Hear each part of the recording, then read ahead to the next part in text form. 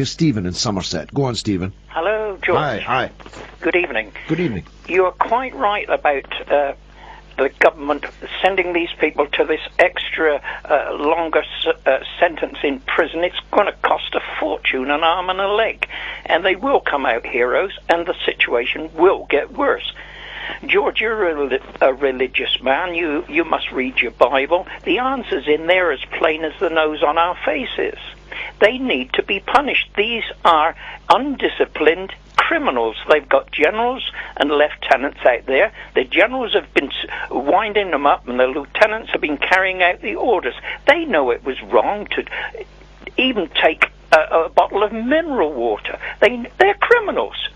Well, of course, there's criminals and criminals, Stephen, and you'll find that in the Bible too. Yeah. You'll find the Jesus's attitude to the money changers at the temple. You'll find Jesus's attitude to the possibility of rich men getting into heaven being akin to the chances of getting a camel through the eye of a needle. Yeah. You know that there's criminals, and a man who steals a bottle of water is a thief. Yeah. But he's not as big a thief as the MP who fills his pockets with thousands of pounds of the public's money, or the banker who fills his pockets with millions of pounds of the public money. Yeah, well, what I'm trying to say is, George, the government always thinks that they're in control, and by throwing money at every situation, it'll cure it. One thing they've gone wrong, they've gone anti-Bible, anti-God in passing a law saying we shall not chastise our children. That we all now, Are you talking about corporal punishment, Stephen? Yeah, indeed. The Bible supports that. Now, completely in do you like dozens of bases. Do you like a bit of corporal punishment, Stephen, yourself? They deserve to be punished publicly. That's what God says, and God can't be wrong. Would you wield the whip? God cannot be wrong, George. Stephen, I'm asking you.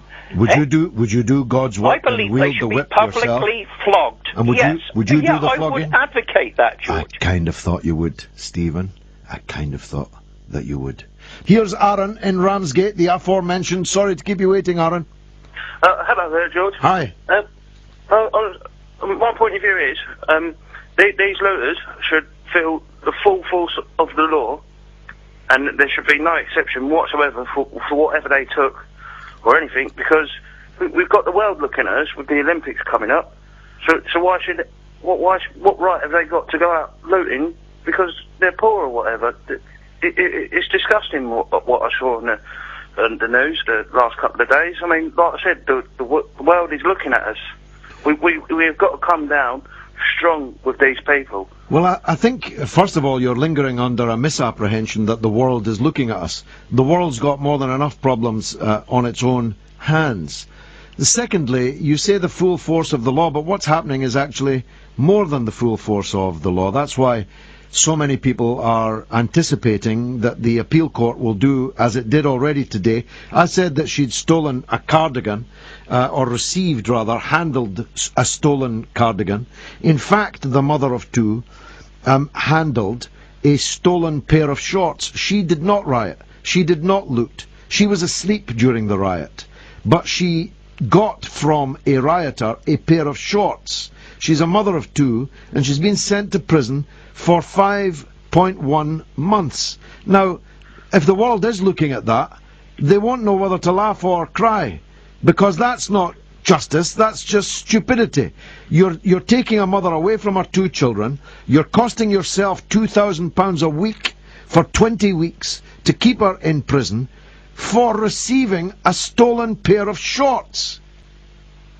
Yeah, what I mean is, the law is the law. Receiving stolen goods, no matter what it is but that isn't the law. You don't get 5 months in jail, ordinarily, for receiving a stolen pair of shorts.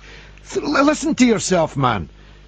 I mean, how can you possibly justify sending people to prison for stealing a bottle of mineral water? A first-time offender, if the world is looking, they won't know whether to laugh or cry. I completely disagree with you there, because at the end of the day, a crime is a crime. This country has been too soft with its criminals. Let's talk about crimes. Is a crime, Aaron?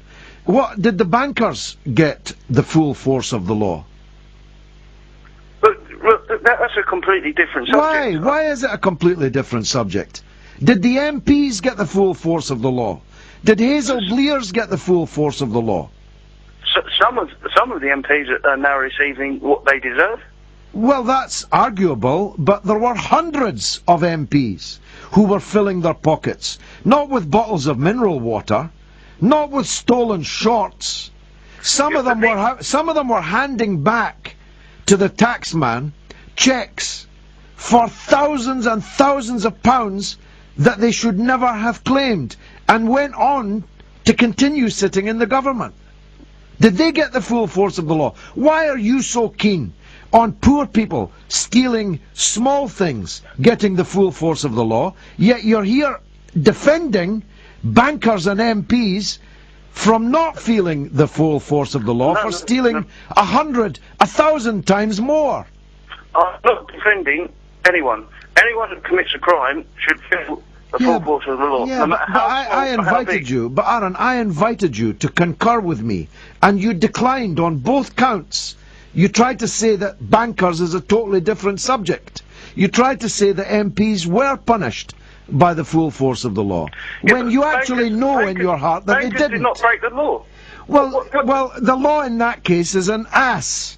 The law is an ass if they did not break the law. If it's not against the law to take your bank over the cliff, so that the rest of us, Aaron, have to take out of our own pockets to bail them out, if that's not a crime, well, it bloody well ought to be. What did you do as an MP to try and stop this? You must have known this was going on when you was an MP. Listen, mate, don't drag me into this. My expenses were zero. That's why I can talk about this. That's why I can talk about this as powerfully as I'm now doing. What is amazing to me, I mean, maybe you're a real rich man in Ramsgate, but I doubt it. I don't think so. No, neither do I. That just makes it even more foolish. You're not a rich man. You're not a banker. You're not an MP claiming for a duck house, or like David Cameron, claiming off the taxpayer to clear the wisteria from his roof, even though him and his wife are both multi-millionaires. You're probably a poor man, and you're so keen that other poor people feel the full force of the law, while you don't actually give a toss about the richest and most powerful people in the land making off and making hay while the sun was shining. Aaron, lads like you, they're real grateful for you. Trust me on that. Here's George in Wiltshire. Go ahead, George. You're shining just like a toy, you do, running down these rioters all the time. The people responsible for these riots are you and all these MPs. You was in the Labour Party for years, and what a wicked party they were. And what did you do? You should have resigned. I was in the Labour Party, and I resigned because of the disgusting way they was treating the people. I resigned, and I opposed Diana Abbott for being when they put her up as a Labour MP, I opposed it because she's no good, and she turned out to be no good. Now let me just get this right, George. You think I'm sounding like a Tory? You do. You're running down these strikers, exactly like Cameron and all these other politicians. You think that I'm exactly like Cameron? You think that I'm exactly like Cameron? That's right. In the way you're Are you down phoning these me? rioters, Are you phoning me you're from? talking about small shopkeepers. There's more small shopkeepers going out of business than ever under this government. There's more 9,000 people. What does that have to do with somebody setting fire to their shop? Because that's what you're going to get. You're going to get, when you get rights, that's what you get. You got that. They're rioting in Greece now. Are they all wrong? They're rioting in Egypt. But Tunis, all these people rioting. Are these people rioting by burning out their neighbour's house? Of course they are. You can't look at the Greeks and fighting and smashing the place up. Are they smashing their neighbours' houses? Yeah, they're all houses. Why are they smashing everything up over there? Well, you obviously don't know what you're talking about. Listen, don't tell me what they're doing in Egypt. I know more about what they're doing in Egypt than you do.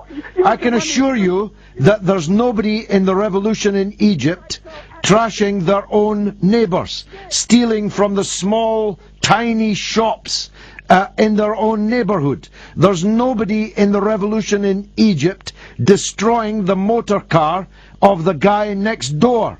Don't impugn the revolutionary mass that overthrew the dictatorship of Egypt by comparing them to a lout who smashes in a window and sacks, wrecks, and loots the small shop at the end of his road owned by an Indian or a Pakistani or a Bangladeshi who's worked all the hours that God sent in order to make ends meet. That's just ultra-left gobbledygook. George in Melksham in Wiltshire, who thinks I'm just like David Cameron. Here's Igor in London. He thinks it's difficult for women in the fire service. Tell me why, Igor. George, good morning, season's greetings to you. And to you, sir, thank you. You know, I have a friend, his name is Slobodan, he's 22 stone. Now, if he needed rescuing from the 17th floor, how many women do you think are going to be able to rescue him? How many men? How many men are going to be able to rescue him at 22 stone? Well, I tell you, men are going to have more chance than... No, they're not. There's nobody's going to lift a man of 22 stone. You'd need a block and tackle. And a woman can work a block and tackle just as well as a man can. Do you really think that the women are physically stronger? Or Look, just let's get away from the idea that being a firefighter is about being strong. Being a firefighter is about being brave. Being a firefighter is about being smart. And I've got news for you, Igor. Women can be brave and smart. That's not the issue. The issue is about strength. It's not about strength. You want to make the issue about strength and the ability to lift your big fat friend at 22 stone. But I'm telling you that's not the issue, because nobody could lift somebody at 22 stone. You just don't like women being in these kind of jobs. That's my inference. No, the only women that are going to be able to do that is the one that look like the men. Have you seen some of the firefighters? Have you seen some of the men firefighters? Do you think they're all Charles Atlases? Do you think the women are all shrinking violets? You've never seen that Gada, who was on earlier. If you think that she's a shrinking violet, I don't know what she does to the others, but she doesn't half frighten me. Let's go to Kevin in Sale. Go ahead, Kevin. Hello, George. When these MPs' expenses list is being printed very shortly, they're going to print a list, aren't they, of all the MPs' expenses? I think it's already printed, isn't it? I don't know, but they're coming to light, apparently. No, the main one where they're all going to be printed for every single MP, apparently. Yeah, good. That's what I think should have happened from the start. So you've got nothing to hide, have you, George? My expenses are nothing, Kevin, zero. So you've nothing to... So when they come out, when they come to light... Mr. George Galloway has got nothing, so you've never bought nothing like a scatter cushion or anything like that? Nothing. Kevin, what part of the word nil, nothing, rien, zero, do you not understand? Well, my expenses... Because I don't believe it, George. I do not believe it. Well, that's defamatory. That's defamatory, Kevin. That's a libel. I've just told you, and not for the first time, and I'm going to tell you, and it probably won't be for the last time. My expenses are nothing, zero, nil, duck's egg, rien, nothing, nothing, nothing. Not a scatter cushion, not a bus fare. Do you understand that, Kevin? Nothing. Are you willing to listen to what I am saying? Well, not if you're going to call me a liar when I could not be more unequivocal. I have never bought so much as a scatter cushion, and I don't claim so much as a bus fare. Do you understand that? You have to just listen to your voice all the time. Kevin, I'm trying to tell you that what you said about me was a lie, and moreover, it was defamatory. My expenses are nothing. Mr. Paxman and people of that ilk. And honest to God, I've never seen such an obnoxious person in my life. And therefore I do not believe for 1 minute that you have done nothing wrong in your parliamentary career. Kevin. You come across as nothing but... Yes, George. Kevin, you said they're about to publish the list. Yes. Well, yes. Well, if the list shows a scatter cushion or a bus fare, then the whole world will know that I've been lying to you in this exchange. Exactly. Exactly, and I'm glad you put yourself in that position. Exactly. Great delight. Well, Kevin, Kevin. When I saw you being interviewed by Mr. Paxman, do you remember that occasion when you walked off? Do you remember? I've been interviewed by Mr. Paxman many times, which is when you walked away, don't try and avoid us. And also the young lady on Sky. Kevin. Where she tore you to pieces. She tore me to pieces on Sky. I've just seen it with my own eyes. She tore me to pieces? She tore you to pieces, Mr. Do you know what to do? Absolutely. Kevin. As Mr. Paxman did. Kevin, why don't you... Nothing but a boy, George, a boy. Kevin. You try to be one of the boys, you know what I mean? One of the boys, down with the boys. Kevin. You're nothing like that, lad. You're not a street lad. You're not streetwise or nothing. Kevin, what are you on? Kevin, what are you on? I'm not on anything. Well, you so sound like you are. No. Oh, really? What I would say that to me face. Let's put it that way. Well, Kevin, anytime you like, pal. Anytime you fancy it.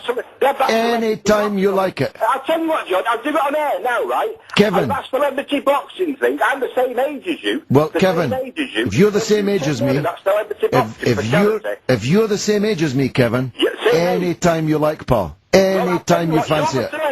Now, people have heard this on air, right? And I'll tell you something, lad, and as soon as you see me, you know the first thing you'll say is, oh, it's a bit of the class difference, you know, the weight difference, no, we can't do it. I'll tell you what, lad, you would bow in front of me, and I would make you on the telly. For charity, I would do it. Kevin. Right, so is that a date? Kevin. Is that a date, George? Kevin. Is that a date?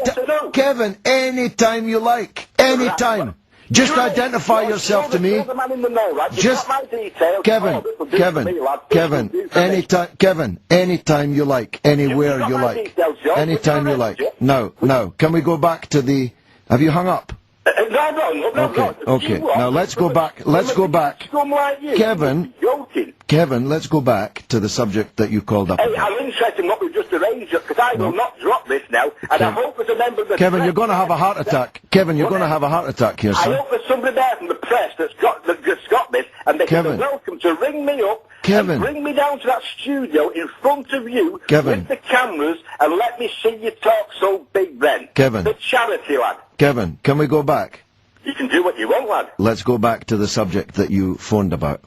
Yes, when this list... Few subjects. When I saw you on that video there with Paxman, it made me realise when somebody comes up against you that can bury you, you never answer the questions that they asked. All you said was, are you not going to congratulate me, Mr. Paxman? Because he buried you. And you couldn't do anything. And you took your microphone off and walked off. And you did the same thing with the Sky interviewer.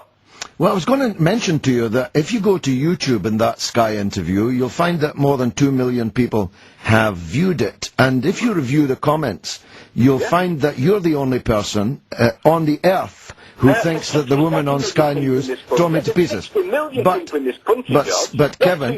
But Kevin, I know you don't want to go back to this subject, but I'm going to take you back. You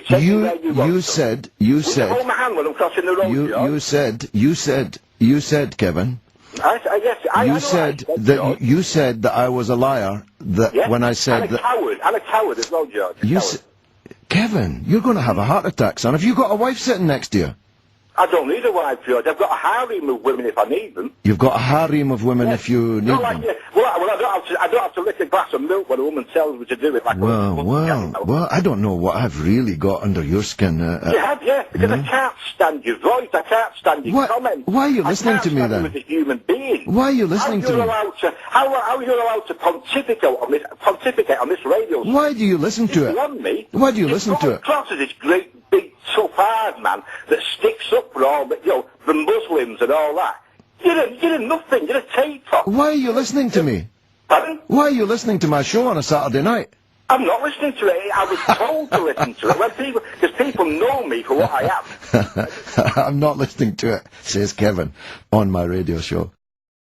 Well, we're joined now from his count in Bethnal Green and Bow by George Galloway. Mr. Galloway, are you proud of having got rid of one of the very few black women in Parliament? What a preposterous question. I know it's very late in the night, but wouldn't you be better starting by congratulating me for one of the most sensational election results in modern history? Are you proud of having got rid of one of the very few black women in Parliament? I'm not, Jeremy, move on to your next question. Well, you're not answering that one. No, because I don't believe that people get elected because of the colour of their skin. I believe people get elected because of their record and because of their policies. So move on to your next question. Are you because proud? I've got a lot of people who want to speak to me. If you ask that question again, I'm going. I warn you now. Don't try and threaten me, Mr. Galloway, please. You're the one who's trying to badger me. I'm not trying to badger you. I'm merely asking you whether you're proud of having driven out of Parliament one of the very few black women there, a woman you accused of having on her conscience the deaths of 100,000 people. Oh, well, there's no doubt about that one.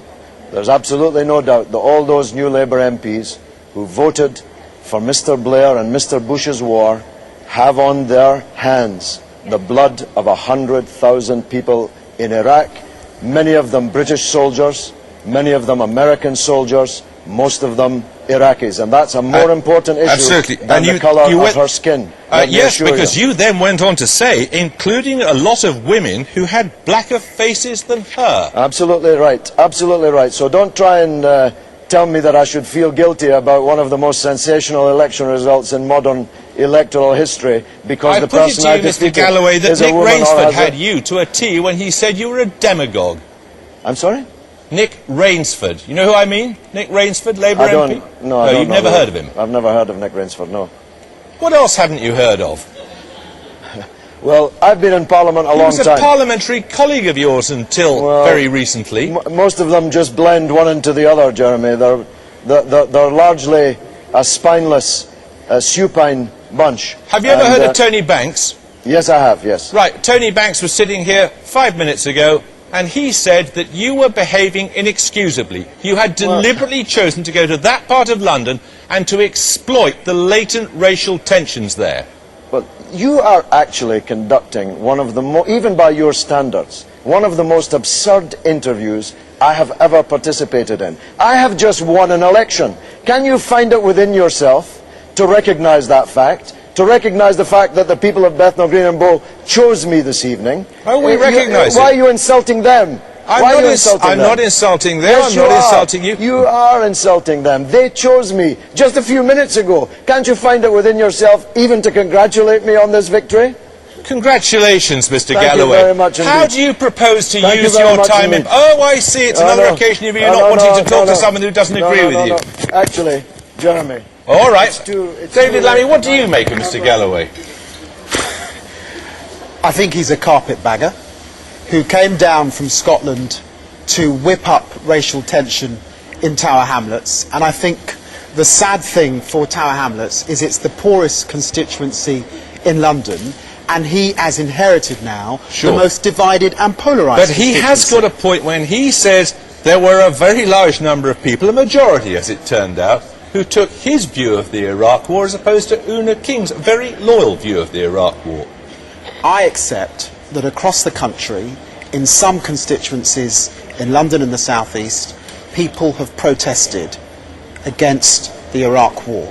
The manner in which he won that seat, whipping up racial tension, dividing some of the poorest people in this country, I think was obscene. And I'm deeply sad that Tower Hamlets has lost in Una King an MP who actually did the work on the ground in her surgeries for those poor people. Joining me now is a man not known for sitting on the fence. He passionately opposed the invasion of Iraq, and now he feels that Hezbollah is justified in attacking Israel. The Respect MP for Bethnal Green is in our central London studio. A very good evening, good morning rather, to you, Mr. Galloway. How do you justify your support for Hezbollah and its leader, Sheikh Hassan Nasrallah? A preposterous way to introduce an item, and what a preposterous first question. 24 years ago, on the day my daughter was born, and I've just celebrated her 24th birthday, I had to dash to the maternity hospital to see her given birth from a mass demonstration in London against the Israeli invasion and occupation of Lebanon. Israel has been invading and occupying Lebanon all of my 24-year-old daughter's life. The Hezbollah are a part of the Lebanese national resistance who are trying to drive, having successfully driven most Israelis from their land in 2000, Israel from the rest of their land, and to get back those thousands of Lebanese prisoners who were kidnapped by Israel under the terms of their illegal occupation of Lebanon. It's Israel that's invading Lebanon. It's Israel that's attacking Lebanon, not Lebanon that's attacking Israel. You've just been carrying a report of 10 Israeli soldiers on the border getting ready to invade Lebanon, and you ask us to mourn that operation as if it were some kind of war crime. Israel is invading Lebanon and has killed 30 times more Lebanese civilians than have died in Israel. So it's you who should be justifying the evident bias which is written on every line on your face and is in every nuance of your voice and is loaded in every question that you ask. Right. You put your finger on the button, though, didn't you, when you said that Hezbollah was set up back in the 1980s in order to remove every Israeli soldier from Lebanese soil. As you said, it achieved that in 2000. No, it didn't. This is a setback. No, it didn't. It didn't. This is a key point that you're concealing from your viewers. Israel was forced out of most of the south of Lebanon in 2000. It still occupies a part of Lebanon since 2000. The Shebaa Farms area, which is subject to this latest UN draft resolution. Thousands of Lebanese prisoners have been kidnapped by Israel. Hezbollah I spoke and the just a moment Lebanese ago to the Israeli to Foreign Ministry released. spokesman who said that the 3 Lebanese who have been captured, perhaps you'd like to use that word, have been before a judge These are and not been the through prisoners. a court of law. Oh, please, have a slightly longer memory than 4 weeks. I'm talking about the thousands of prisoners taken during the 18 years of Israeli occupation, illegal occupation of South Lebanon. These are the prisoners that have to be released in exchange for the Israeli soldiers that were captured at the beginning of this wave of the crisis. Can I ask you about a report that's in today's Sunday Telegraph, which showed that Iran has given Hezbollah long-range missiles capable of targeting any part of Israel. Iran, according to this Iranian MP who helped found Hezbollah, has also said that Iran has given the authorization to target Tel Aviv. Can you blame Israel for wanting to destroy those missiles? This is preposterous. America has given Israel missiles that can target not just every city in Lebanon, but every city in the Arab and Muslim world, including Iran. Why should America be allowed to give long-range missiles to Israel, including hundreds of nuclear missiles, but Iran because is not allowed to give missiles? Because it's given it to a terrorist organisation. But they're not a terrorist organisation. Only in the mind of Rupert Murdoch's Sky and the Times and the Sun and the News of the World. I'm going to stop you there, Mr. Galloway. Prescribed terrorist organisations. One man's terrorist is another man's freedom fighter. We know that perfectly well. In most people's eyes, they are deemed to be. They had a choice, didn't they? Let's understand this. They had a choice, like the IRA, to take on politics. Listen, Anna. I'm saying they had a choice to absorb the idea of politics. They've got 2 Hezbollah cabinet ministers. Anna, one man's terrorist is another man's freedom fighter. You are totally wrong in saying that in most people's eyes, Hezbollah are terrorists. In most people's eyes, Israel is a terrorist state. It's the fact that you cannot comprehend that fact that leads to the bias which runs through all of your reporting and every question that you've asked me in this interview. Can I ask you one question? I was relating to the IRA and Sinn Féin. They have decided to embrace politics. Hezbollah had the chance to embrace politics. They've already got 2 cabinet ministers. They're well respected in the south. In politics.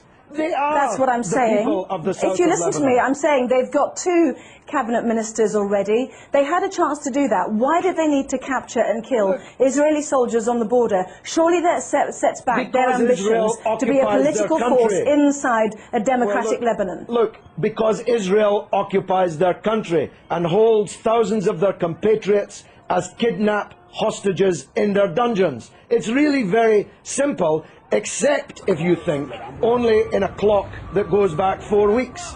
If you know, and you're old enough to know better, that this origins of this conflict are not 4 weeks or 4 years or 14 years, but are decades old. You want people to think that the crisis started when the clock started ticking on Sky News. No, I don't. I don't the people in Lebanon I want to ask you one. Yeah, I want to ask you one final question. Do you think that the 4 weeks that we've seen, as you mentioned, the 26 days of this crisis, has set back Hezbollah's ambitions? Not only are Israeli soldiers now over the border... Let me finish. Would you mind letting me finish, please? Not only are Israeli soldiers over the border in sizable numbers, but also there claims to be a good political organisation to help a democratic Lebanese government with the Syrians who've also now left an independent state. That has also come to blows as well. What a silly question. What a silly person you are. Hezbollah is winning the war. You can see it on the other half of the screen. Hezbollah is more popular today. That was not my question. Hezbollah is more popular today in Lebanon, amongst Christians, amongst Sunnis, amongst Shiites, amongst all Arabs, amongst all Muslims, than it has ever been. It's Israel who has lost the war, and Bush and Blair, for politically organising the war, who've lost politically. This is a defeat for Bush and Blair and Israel. Everybody but you can see it. Let me separate out that question then. Is it a setback, given that Hezbollah was set up in order to get Israeli soldiers off Lebanese soil, that there are now more Israeli soldiers on Lebanese soil than there were 26 days ago? Well, they seem to be getting a bloody good hiding on the other half of the screen that I'm watching. Maybe you can't see it, but I'm watching them getting a bloody good hiding in the war. So if that's a success, I'm not sure what a failure would look like. The reality is that this conflict will go on. The United Nations resolution solves nothing, gives Lebanon nothing, gives the prisoners in Israeli dungeons nothing, and as Anne Clewid, my erstwhile colleague, was just saying, Israel has just kidnapped even more Palestinian politicians, cabinet ministers, members of parliament, and thousands of others held in Israeli dungeons, and this war will continue until the overall settlement is reached. That settlement must mean Israeli withdrawal from all occupied territory that it currently holds since the war in 1967, the release of all political prisoners, and a state for the Palestinians with East Jerusalem as its capital. No justice, no peace. You're not going out of business as a newscaster in Jerusalem anytime soon, believe me. Well, as usual, you have prompted a huge email response, both for and against you, Mr. Galloway, so we'll leave it there. I have to say that some people might find it offensive when more families are mourning their dead to hear you say that it was a bloody good hiding. So you don't give a damn. You don't even know about the Palestinian families. You don't even know that they exist. Tell me the name of one member of the 7 members of the same family slaughtered on the beach in Gaza by an Israeli warship. You don't even know their name, but you know the name of every Israeli soldier who's been taken prisoner in this conflict, because you believe, whether you know it or not, that Israeli blood is more valuable than the blood of Lebanese or Palestinians. That's the truth, and the discerning of your viewers already know it.